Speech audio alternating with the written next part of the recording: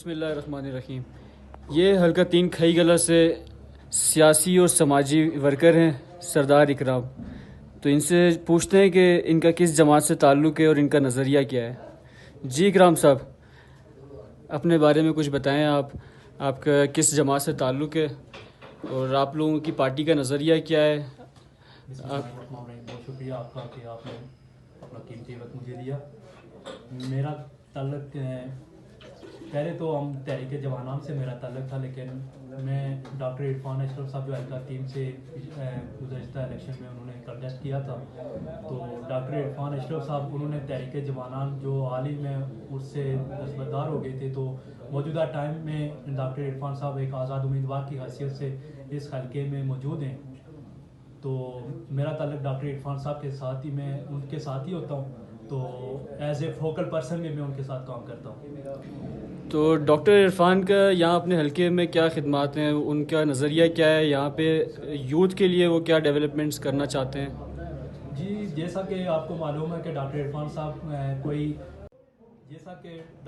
अशरफ साहब गुज़श्ता 3 जो इलेक्शन हुए थे 2-3 साल पहले कबल उस इलेक्शन में डॉक्टर इरफान अशरफ साहब ने हिस्सा लिया था, तो जिसमें उन्होंने आके तो नौजवानों में और इस हल्का 3 में ये शऊर बेदार किया कि यहाँ के जो मुंतखब नुमाइंदे जो अवाम से वोट लेके असम्बली में जाते हैं, इक़्तिदार के ऐवानों में जाते हैं, लेकिन वो जाके वो सिर्फ अपनी अयाशियों में मगन रहते, तो वो हल्के की जो ये पसमानदी है इसको नहीं वो देखते।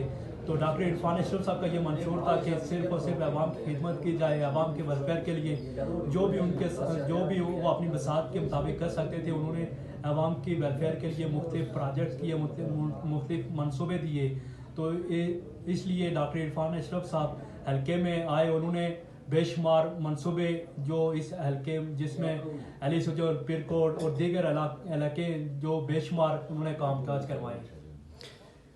तो यूथ के लिए आप लोगों का क्या नज़रिया है, यूथ के बारे में आप लोग क्या सोचते हैं, किस तरीके से आप यूथ को फैसिलिटेट करना चाहते हैं। जैसे कि आपको ये है कि मालूम है कि डॉक्टर इरफान अशरफ साहब खुद भी एक नौजवान है और पढ़े लिखे हैं और एक एज ए साफ़ी एंकर हैं। वो मौजूदा टाइम में वो सामा न्यूज़ पे एज ए एंकर काम कर रहे हैं।